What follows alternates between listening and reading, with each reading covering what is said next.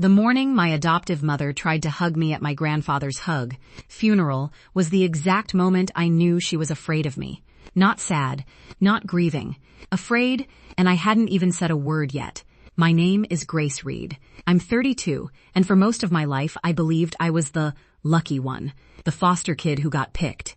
The girl who got a second chance when Victor and Brenda Calloway adopted me at 7 years old and brought me into their tidy Knoxville home with the blue shutters and the perfect church lawn. That's what everyone at church said anyway. Isn't she blessed? They'd whisper. Brenda's such a saint. Saint. Right. If you've ever grown up in a house where everything looks polished from the outside but feels cold as tile underneath your bare feet, you know exactly what I mean. Walter Calloway, Grandpa Walter, was the only warm thing in that house. Victor's father, grease under his nails, laughed too loud for Sunday service, always smelling faintly of motor oil and peppermint gum. He owned a small auto body shop and let me sit on an overturned bucket while he worked. He called me Kiddo, not the girl, not her, Kiddo. When I was 13, he told me something that stuck. Grace, when people start treating you like you owe them your existence, that's when you start paying attention. I didn't understand it fully then. Oh, I do now. Walter passed away in early spring. Heart failure. Quiet, in his sleep. Peaceful, they said. The funeral was packed. Brenda wore pearls. Victor kept dabbing his eyes dramatically with a folded handkerchief. Derek, my adoptive brother, now 29 and still drifting through life like a tumbleweed, looked bored. And then there was me, standing beside the casket, feeling like someone had knocked the wind out of my ribs. After the service, Brenda came toward me with her arms open wide. Oh, Grace, she cooed loudly enough for 3 nearby church ladies to hear. We'll get through this together. Her hands touched my back, and I swear to you, her palms were damp. Not emotional damp, nervous damp. That's when I knew, because 3 nights earlier, Walter had called me, his voice thin but clear, and asked me to come over alone. He handed me a sealed envelope and said, "Don't open it unless something feels wrong." Something felt wrong, and apparently, Brenda knew it. I didn't open the envelope that night. I kept it in my desk drawer, but after that funeral hug, I made tea, sat at my kitchen table, and slid it open carefully. Inside were photocopies of bank statements and a handwritten note. Grace, if you're reading this, it means I ran out of time. Follow the transfers. I didn't authorize them. Don't confront them without proof. And don't let them scare you. I remember just staring at the word, them. Transfers totaling $312,000 over 4 years. Money siphoned from his retirement account into something labeled BC Holdings. BC. Brenda Calloway. My stomach dropped so fast, I actually had to stand up and breathe. It wasn't just 1 or 2 questionable withdrawals. It was systematic. Monthly. Clean numbers. Like someone paying a mortgage. The next morning, I logged into the online banking credentials Walter had shared with me months earlier when I helped him set up 2-factor authentication. I work in cybersecurity, so he trusted me with that stuff. Said I had a brain like a steel trap. Tracing digital footprints is second nature to me. Within hours, I mapped the money trail. BC Holdings wasn't a business. It was an LLC registered to a P.O. box in Knoxville. The registered agent? Brenda Prescott. Her maiden name, the funds from that LLC had gone toward 2 things, propping up Victor's failing dealership and covering Derek's personal debts. Credit cards, a motorcycle loan, a business investment in a bar that never opened. They hadn't just skimmed money, they'd built their survival on it. I didn't confront them, not yet. Walter's note echoed in my head, don't confront without proof, so I dug. And here's where it gets worse. 2 months before Walter died, a new life insurance policy had been taken out, $750,000. Beneficiary? Victor Calloway. The policy application listed Walter as fully mentally competent, but I'd been there that month. He was struggling to remember the day of the week. No way he navigated a complex insurance form alone.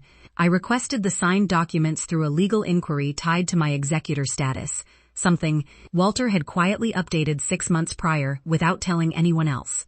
When I saw the signature, I felt that same drop in my stomach. It wasn't his. Close. Practiced. But wrong. The W lacked the backward hook he always exaggerated. The tail of his R in Walter didn't curl upward like it should. Someone had forged it. I remember whispering, "Oh, you've got to be kidding me." And then something inside me shifted. Not panic, Not grief. Clarity.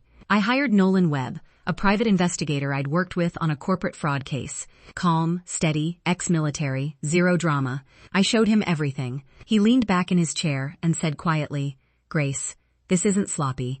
This is long-term exploitation. We compiled documentation for weeks." Quietly. Bank records, insurance applications, LLC filings, forgery analysis from a handwriting expert. We even interviewed Walter's former accountant, who confirmed he'd flagged unusual withdrawals but was told by Brenda that Walter was gifting early inheritance. Then came the twist I didn't see coming. One evening, I came home and found my apartment door slightly ajar. Not broken, not forced, just unlocked. I'm meticulous about locks. Always have been. Inside, nothing obvious was missing. But my desk drawer, the one that had held Walter's envelope, was open. Empty. They didn't. No, I had already scanned every document and uploaded it to encrypted cloud storage, but they knew I knew. That night, I didn't sleep. I kept hearing every tiny sound, every car door outside, and for the first time, I wondered how far they'd go. 2 days later, Derek showed up at my office unannounced. He leaned against my car in the parking lot like we were in high school again. "You need to let this go," he said, not even looking at me. "Mom's under a lot of stress." I laughed. Actually laughed. Stress? Derek, she forged a dying man's signature. He finally looked up. His eyes weren't angry. They were scared. She said, "If you push this, you'll regret it." There it was. The threat. And weirdly, that was the moment I stopped being afraid. Because fear only works when you have something left to lose. I had already lost the only person in that family who mattered. The estate hearing was scheduled for June. Margaret Holt, Walter's attorney, sat at the head of the long oak table. Brenda wore cream. Victor looked gray. Derek stared at his phone. Margaret began reading the will. Walter had left equal shares of his estate to Victor, Derek, and me. Equal. Brenda's shoulders relaxed visibly. Then Margaret cleared her throat. "There is an addendum." Silence fell heavy.